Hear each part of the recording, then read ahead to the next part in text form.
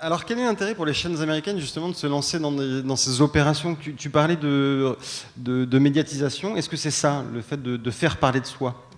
C'est un intérêt financier, enfin, le calcul il est là. Enfin, bien sûr, les scénaristes, les producteurs de ces séries-là vont pas dire ouais, mais on veut juste faire un paquet de blé, mais la vérité c'est que c'est toujours les mêmes arguments. Oui, mais en fait, le monde a changé, nous allons nous adapter, nous allons vous raconter une histoire contemporaine avec un vieux concept.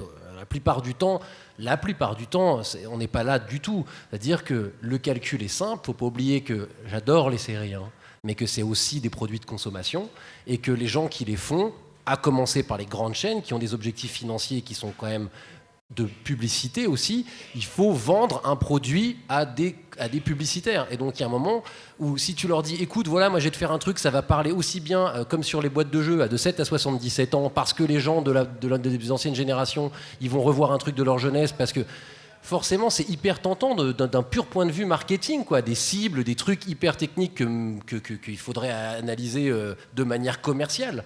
Donc évidemment il y a du calcul. Et c'est sans doute pas un hasard si quand même une majorité de ces projets sont juste artistiquement et même d'un point de vue du succès de l'audience des échecs.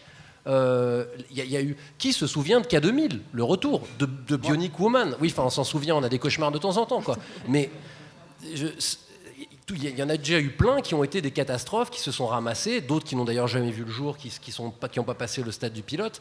Donc je dis pas que personne n'a d'ambition intellectuelle, mais je pense que ceux qui les achètent sont pas là pour sont pas dans l'humanitaire. Ils sont là pour faire de la sécurité, de la comfort food, comme disent les Américains, quelque chose qui marchera un minimum quoi qu'il en soit.